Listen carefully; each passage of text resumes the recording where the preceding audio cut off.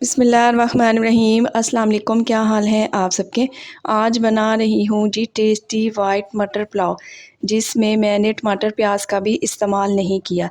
इसके साथ ही बनाएंगे ज़बरदस्त सी चटपटी मज़ेदार सी चटनी, जो इस पुलाव के टेस्ट को चार चांद ही लगा देगी।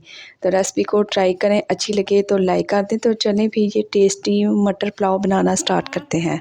तो जायकेदार वाइट मटर पुलाव बनाने के लिए तो सबसे पहले यहाँ पर ले ली है जी मैंने एक देचकी, और इसमें शामिल करूँगी 1 कप है मेरे पास कुकिंग ऑयल का। कुछ साबुत खड़े गरम मसालों का भी इस्तेमाल करूँगी। बादियान के 2 फूल ले लें जी। दालचीनी की स्टिक्स है मेरे पास, छोटे दाने थे 2। 8 से 10 दाने थे मेरे पास काली मिर्च के, और 1 टीस्पून है मेरे पास साबुत सफ़ेद ज़ीरा। इसके साथ ही तेज़ पत्ता है मेरे पास, ये भी डाल देंगे, जिससे पुलाव खुशबूदार बनकर तैयार होगा। इसके साथ ही मैं डाल दूंगी 1 टीस्पून है मेरे पास लहसुन अदरक का पेस्ट, और ये है जी मेरे पास 8 से 10 हरी मिर्चें ने उनका पेस्ट बनाकर ये भी इसमें डाल दें, जिससे पुलाव बहुत ही जायकेदार और खुशबूदार बनकर तैयार होगा, और हल्का सा पुलाव स्पाइसी भी बनेगा। और जैसे ही लहसुन अदरक में से अच्छी सी खुशबू आने लगेगी तो मैं इसमें शामिल करूँगी जी मटर है। जी हाँ, फ्रेश मटर आ चुके हैं मार्केट में, तो देर किस बात की, आज ही आप मटर पुलाव बनाएं और अपना फीडबैक दें। अब इसको भी डाल के अच्छे से भून लें। तो बस जी 1 से 2 मिनट मटर को अच्छे से भून लेंगे। इसको ज़्यादा भूनने की ज़रूरत नहीं, इसका कलर ख़राब हो जाएगा। इसके साथ ही मैं अब इसमें शामिल करूँगी 1 कप भर के इसमें डाल देंगे दही का, क्योंकि ना ही मैंने इसमें डाले हैं प्याज और ना ही डाले हैं इसमें टमाटर। साथ के साथ इसमें डाल दूंगी 1 टीस्पून है मेरे पास नमक, और 1 टीस्पून ही मैं इसमें शामिल करूंगी चिकन पाउडर। चिकन पाउडर डाल दें, चाइनीज़ सॉल्ट डाल दें, चिकन क्यूब्स डाल दें, कुछ भी डाल दें लेकिन लाजमी डालें। चलें जी, इस स्टेज पर यही मिर्च और मसाले जाएंगे इसमें, और अब इसको अच्छे से भून लें। तो मसाला अच्छे से भुन चुका है, ऑयल सेपरेट हो चुका है। तो अब मैं इसमें शामिल करूँगी पानी। आधा किलो चावल है तो आधा किलो मटर है, उसी हिसाब से मैं इसमें पानी डाल दूँगी। चलें जी, अब पानी में एक अच्छा सा जोश आने दें। तो सीज़न के मटर हैं, जल्दी से गल जाएंगे, टाइम भी नहीं लगेगा। तो अब मैं इसमें शामिल करूँगी चावल। कच्ची बासमती डबल स्टीम राइस इस्तेमाल कर रही हूँ, जिसको मैंने आधा घंटा पहले भिगोकर रखा हुआ था। हल्के हाथों से इसको मिक्स करेंगे।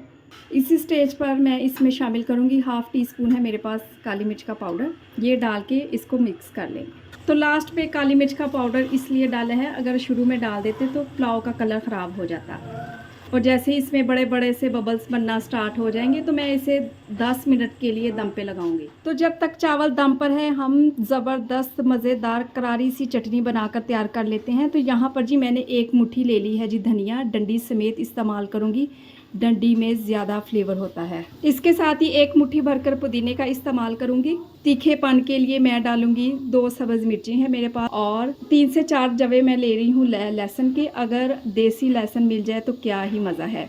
इसके साथ ही एक बड़े साइज़ का मैंने टमाटर ले लिया है, खूब अच्छे लाल वाला इस्तेमाल करूँगी। 1/2 टीस्पून है मेरे पास नमक, और 1/2 टीस्पून मैं इस्तेमाल करूँगी साबुत सफ़ेद ज़ीरा।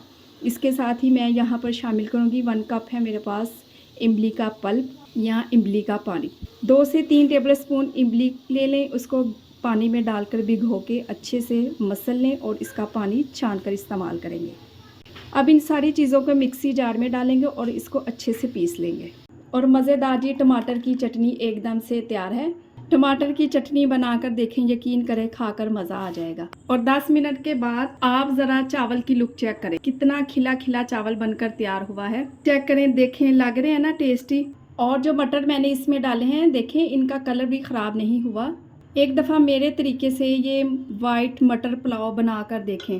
मैंने इसमें टमाटर प्याज भी नहीं डाले, फिर भी ये जायकेदार बनकर तैयार होगा। और टमाटर की चटनी तो 4 चांद लगा देगी इस मटर पुलाव को। तो रेसिपी बनाएं और अपना फीडबैक लाजमी दें। आपके एक प्यारे से कमेंट का मुझे इंतज़ार रहेगा। अपना बहुत सारा ख्याल रखें, मुझे अपनी दुआओं में याद रखें। मुझे दीजिए इजाज़त। अल्लाह हाफिज़।